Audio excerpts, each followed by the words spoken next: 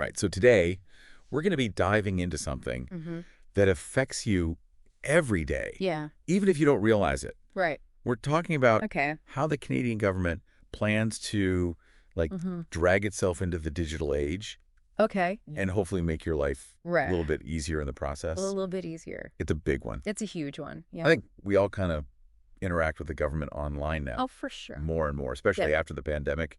Absolutely. Everything kind of went digital, so. It's ambitious, Yeah. to say the least. Yeah. They're calling it Canada's Digital Ambition. Okay. We've got their 2022 report right here. Okay. Awesome. Ready to break down what it all means for you. That's great. Yeah. I'm excited to dive into this because I think we've all had at least one For sure. rage-inducing experience trying to navigate a government website. Absolutely. Yeah. So this is going to be interesting. Well, you're not alone. Yeah. The report actually states that a whopping 68% of Canadians have had problems with digital government services. Wow. That's a lot. That's a huge number. 68%. And when you think about it, it's not just minor inconveniences. Yeah. Tell me more. It's like, what are we talking about here? People are struggling with confusing logins. Yeah. Information scattered across multiple websites. Oh, for sure. And just a general lack of user-friendliness. It's so true. They designed these systems to be as time-consuming as possible. I know. It's like a test. Totally. It's like you're being tested. Right. Like, you don't actually deserve this thing you're trying to get. Exactly. I mean, I spent an hour the other day trying to find the right form to renew my fishing license. It was like I was deciphering ancient hieroglyphics. I know. It's like you need a degree in government forms just to access basic services. So true. Okay. So this digital ambition, right? Yeah. This is essentially the government's attempt to address all those pain points and try and create a more modern, user-friendly experience. Awesome. Okay. Yeah. So it's a big one. Yeah. They've admitted there's a problem, and now they're trying to fix it. Okay, cool. Yeah. Paint me a picture of this digital utopia. So, imagine this. Yeah. You can access any government service you need at any time on any device with a single secure digital ID. Oh, wow. Yeah, no more juggling multiple usernames and passwords. That would be a dream. I know. I have so many written down on a piece of paper somewhere. Exactly, yeah. Oh, gosh. And no more, digging through your file cabinets for old documents. It's about putting you, the citizen, in control. I like that. Yeah. Okay, so. Big change. Yeah, that sounds dreamy. But how are they actually planning to do this? So they've laid out the strategy based on 4 key pillars. Okay. Think of them as the foundation for this kind of digital makeover. Right, I like it. All right, so first up is excellence in tech and operations. Okay. Which is basically admitting that they need a major tech upgrade. Right, I was going to say, I mean, we're living in the age of instant everything. Exactly. Right? And it seems like the government is still running on systems that were probably cutting edge back in, like the dial-up era. That's putting it lightly. Seriously. The report mentions that they support over 7,000 business applications, some of which are literally decades old. No way. Yeah. 7,000. It's 7,000. That's more apps than my phone. I know. It's crazy. Gosh, okay, so. So, yeah, they're talking about embracing cloud technology, strengthening cybersecurity. And basically modernizing the entire technological landscape. Makes sense. Yeah, and this isn't just about making things look prettier, right? No, of course not. It's about building a solid foundation for the future. Right. Yeah, okay. Yeah. So that's pillar number 1. What's next? Okay, pillar number 2 is where things get really interesting. Ooh, okay. This is all about data-enabled services. Okay. And this is where they're talking about using the power of data to actually improve your experience as a citizen. Interesting. Okay. Yeah. So less Big Brother, more helpful assistant. Exactly. Yeah. So think of it this way. Yeah. You're applying for a grant, right? Okay. And the system already knows your business information from your tax filings. That'd be cool. Yeah. Or you're renewing your driver's license online. Yeah. And it pre-fills all your personal details. Okay. Yeah, I like that. So it's about creating a seamless experience where you don't have to repeat yourself a million times. That would be great. Yeah. Okay. But I do have a question about that. Okay. What about privacy? Right. I'm not exactly comfortable with the government having access to all my data. And they address that head on in the report. All right. They're calling for a new data strategy roadmap that prioritizes security, privacy, and transparency. Okay. I like that.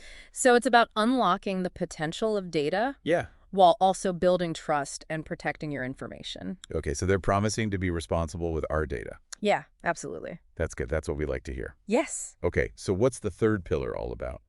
Okay, pillar number 3 is all about action-ready policy. Action-ready policy, okay. Yeah, and this is basically recognizing that the government's policies and regulations need to kind of keep pace with the digital world. Okay. So no more bureaucratic roadblocks that slow everything down. Yeah, I like that. Right. Less red tape. Exactly, less red tape. More efficiency. They're talking about streamlining regulations. Okay. Creating a more agile policy environment, and basically just making sure that the rules of the game don't stifle innovation. I see. Yeah, okay. So it's about building a digital government that can actually adapt and evolve as technology changes. Yeah, because it's changing so quickly. Exactly. Okay, so they're updating their systems, they're harnessing the power of data, they're changing the rules to make things move faster. Exactly. What's the final piece of the puzzle? Okay, the fourth pillar is all about evolving funding, talent, and culture. Okay, so the people. The people, yeah. Okay. Because you can have all this fancy tech, right? Right. But it's useless without the right people to build and manage it. To implement it. Exactly. Okay, so it's not just about buying shiny new computers. Right. It's about investing in the people who are actually going to make this whole digital transformation happen. Absolutely. So they're talking about attracting top digital talent, but also upskilling the existing public servants. Okay. Equipping them with the knowledge and tools to thrive in this digital-first world. So important. Yeah, they're even launching a digital academy to provide specialized training in areas like data science, cybersecurity, and agile project management. So it's a pretty massive undertaking. It's huge. They're trying to revamp their tech, their data strategy, their policies, and their workforce. That's a lot. Yeah. And it's really cool about this is they're not just focused on the technical side of things, right? They're also emphasizing the importance of building trust and ensuring that this digital transformation benefits all Canadians. I like that. Yeah. It's very Canadian. Okay, so less about robots taking over. Right. More about using technology to create a better government. Exactly. For everyone. For the people. Okay. Yeah. So before we get too far into the weeds here, we're going to take a little break. All right. We're going to come back. We'll dive deeper into some of these specific initiatives that they're rolling out. Looking forward to it. I think it's going to be exciting. Yeah, for sure. Stay tuned. All right. We'll be right back. Sounds good. Okay, so we've laid out these 4 pillars. This foundation for their digital makeover. Right. But let's get down to brass tacks here. Okay. What are some tangible benefits that you can expect to see in your life? So, imagine this. All right. You need to apply for parental leave. Okay. Right. Instead of hunting for the right form, deciphering bureaucratic jargon and then mailing it off. Yeah, it's you simply log in with your secure digital ID. Okay. Answer a few personalized questions and boom, application submitted. I like that. Yeah. So it's not just about making things digital. Right. It's about making them easier. Right. And less of a headache. Yeah, no more feeling like you need a PhD in government forms just to access basic services. Exactly. Okay, so less time battling bureaucracy. Right. More time spent with your newborn. Yeah, more time for the important things. I like where this is going. Yeah. What else can we look forward to? Well, think about the potential for transparency, right? Yeah. With more data publicly accessible, you could actually track the progress of government initiatives, see how your tax dollars are being spent. Interesting. Right? And actually hold your elected officials accountable. That's a game changer. Right. No more digging through these dense reports. Exactly. No more dense reports. Or relying on sound bites. No more sound bites. We could actually see the data for ourselves. You got it. And make informed decisions as citizens. Exactly. I love that. Yeah. That's awesome. And it's not just about holding the government accountable. Right. Open data can also, like, fuel innovation. Okay, how so? Like, entrepreneurs and researchers could use this information to develop new apps and services and just, like, solutions to community challenges. That's really cool. Right. Imagine the possibilities. Okay, so I'm officially on board Okay. with this digital utopia vision. Oh, right. But let's be real, right? Yeah. There are bound to be challenges. Of course. Along the way. Yeah. What are some potential roadblocks that we need to watch out for? Like, overhauling systems that have been cobbled together over decades. It's like renovating a house while people are still living in it. Oh, yeah. It's going to be messy. That's a good analogy. And disruptive. Yeah. So there are going to be some technical hiccups, delays, and maybe even a few cost overruns. Yeah, for sure. That's just the reality. Right. And then we also have to remember the human factor. Yeah. Like, change can be scary, right? Of course. Especially for folks who aren't as tech savvy. Totally. So we need to make sure that everyone is brought along on this journey and that no one gets left behind. So true. So addressing the digital divide is crucial. Yeah. Right? We need to make sure that everyone has access to the technology and the skills they need to actually benefit from these digital services. Okay, so important. Yeah, we can't just assume that everyone is comfortable navigating the online world. Yeah, very true. And then there's also the issue of security. Okay, yeah. That's a big one. Right. You know, with everything moving online, aren't we more vulnerable to cyber attacks and data breaches? That's a valid concern. Yeah. And the report, like, emphasizes the importance of robust cybersecurity measures. Okay, so they're taking it seriously. They are. It's good to hear. Yeah, think of it this way. Right. We're building a digital fortress to protect your sensitive information. Okay. Right? So there's always a risk. Yeah. But they're taking steps to minimize it. Yeah, that makes sense. Okay. Yeah. So it sounds like they're aware of the potential pitfalls and are working to address them. Absolutely. But are there any signs, Right. of this digital ambition actually taking shape? Oh, yeah, absolutely. Okay, cool. So remember those frustrating paper forms we were talking about?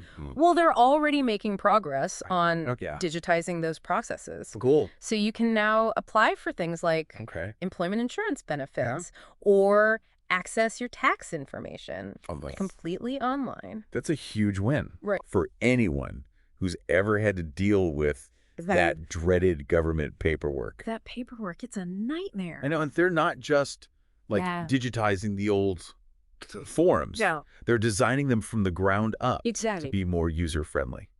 So they're thinking about clear language, intuitive navigation, and mobile-friendly interfaces.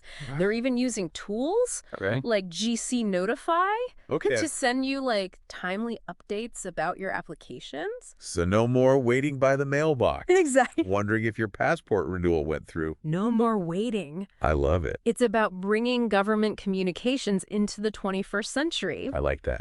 And they're also making strides in the realm of open data. Okay, yeah. How so? So they've published tons of data sets on everything from environmental statistics to economic indicators. So if I wanted to, like, geek out and analyze government spending trends, I could actually access that information. You could. That's amazing. Yeah, it's all about making government data more accessible and transparent. Awesome. Okay. And then there's the Digital Identity Program, which we touched on earlier. Yeah. They're actively working on developing a secure and user-friendly digital ID that you can use for all your online government interactions. So it's like a digital key. Exactly. That unlocks a whole world of services. That's the idea.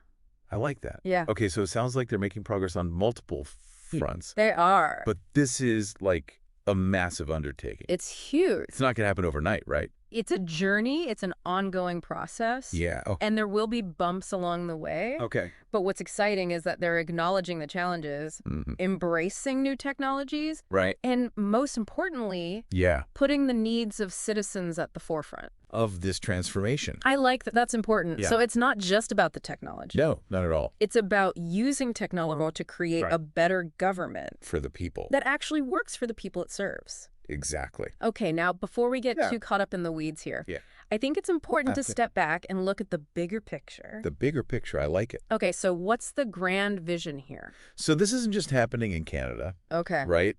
Digital governance is a global trend. Right. And there are valuable lessons we can learn from other countries who are further along in this journey.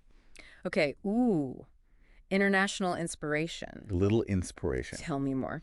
Okay, so, for example, Estonia is often hailed as a, digital pioneer. Okay. They've been investing in e-government for decades. Wow. And now practically every interaction with their government can be done online. Seamlessly and securely. That's impressive. They've really embraced the power of digital identity. Okay. And their citizens have a high level of trust in the system. Okay, interesting. Yeah. So they're kind of like the role model. Yeah, in many ways. For the rest of the world. Yeah, for sure. Okay, it's cool. And then there's Singapore. Okay. Which is focusing on building a smart nation. Okay. Using technology to improve everything from urban planning to healthcare. Wow. They're all about data-driven decision-making. Okay. And using technology to create a more efficient and responsive government. Okay, so Estonia is showing us the power of digital identity. Yeah. Singapore is showing us the power of data. What are the key takeaways for Canada? That's a great question. Where do we fit into this global landscape? And that's one we're going to dive into. Okay. Right after a quick break. Okay. Stay with us. Okay, so we've been peeking over the shoulders of digital governance. All stars like Estonia and Singapore. Right, yeah. What can Canada learn from their successes? One thing that stands out is the importance of getting those fundamentals right. Okay. Like Estonia invested heavily in creating a really robust and secure digital identity framework early on. Okay. And that foundation has allowed them to build this truly comprehensive e-government ecosystem. So it's like building a house. You need a solid foundation before you start adding the fancy features. Exactly. You got to get the foundation right. Right. Okay. And Canada's making progress in areas like cybersecurity, data sharing, but there's still work to be done. Okay. Especially when it comes to modernizing those creaky legacy systems. Yeah, makes sense. Oh. And we also have to remember that Canada is a vast and diverse country. Huge country. Yeah. Lots of different needs. And ensuring that these digital government services are accessible to everyone. Right. Regardless of location or tech savviness. Huge challenge. That's be a major challenge. Yeah, for sure. We can't create a system that only benefits urban tech-savvy citizens. Exactly. Got to reach everyone. Right. Bridging the digital divide and ensuring equitable access. It's essential. For all Canadians. Yeah.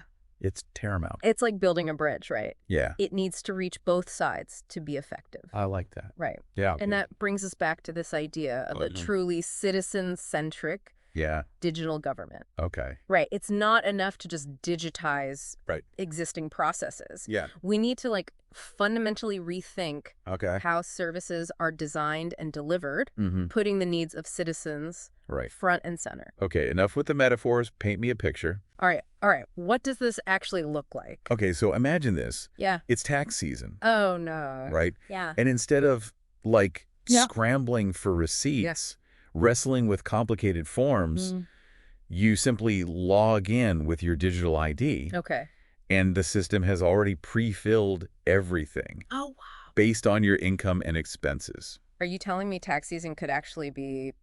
Maybe not easy. Easy. But definitely less painful. Okay, less painful. I'll take it. Yeah. And imagine if, government services were, proactive, anticipating your needs based on, Also on your life events. Yeah, life events. Right. Like you're expecting a baby. Okay. The system automatically sends you information about parental leave benefits, childcare options. That service with a capital S. Exactly. It's like having a personal assistant. Yeah. That just happens to be the government. I love that. And imagine if all these services were seamlessly integrated. Okay, yeah. No more jumping between different websites, repeating information over and over again. It's about creating a smooth, user-friendly experience. So it's not just about making things digital. Right. It's about making them better, smarter, more intuitive. It's about using technology to actually improve people's lives.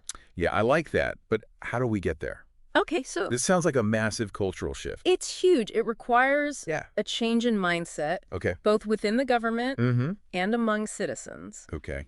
So we all have to be on board. We all got to be on board. Okay. Right. We need to move beyond simply replicating those existing processes in the digital realm and start thinking about how technology can truly transform the relationship between citizens and their government. It's a big one. It's a big one. So less about building digital versions of paper forms. Less about the paper forms. More about reimagining the entire system. Reimagine the whole thing. Okay, I like that. Right. Yeah. And that's a conversation that needs to involve everyone. Okay. Citizens need to demand better, more efficient services. Okay. Policymakers need to create the conditions for innovation, and technologists need to develop solutions that are user-friendly, accessible, and secure. Yeah, it's a team effort. It's a team effort. We all have a role to play. We all have a role to play. In shaping this digital future. Absolutely. And ultimately, that's what we hope you take away from this deep dive. Yeah. The future of digital governance in Canada. It's not predetermined. Yeah. It's something we actively create. I like that. Through our choices, our engagement. That's empowering. It is empowering. Yeah. And our willingness to envision a better way forward. Okay, on that note, yeah, we've reached the end of our digital journey today. End of the road. We've explored the ambitions, the challenges, and all the exciting possibilities that lie ahead. Lots of them. But now it's time for you, our listeners, to take the reins. What will you do? What role will you play in shaping Canada's digital future? What are your hopes? Yeah. What are your concerns? We encourage you to keep the conversation going. Continue the conversation. Yeah. Share your thoughts. Share your thoughts. Hold our government accountable for building a digital future that benefits all Canadians. Well said. Thanks for joining us. Thanks for having me. On this deep dive. Been a pleasure. Until next time. Stay curious. Stay curious. Stay engaged. And keep pushing for a better digital world. Absolutely.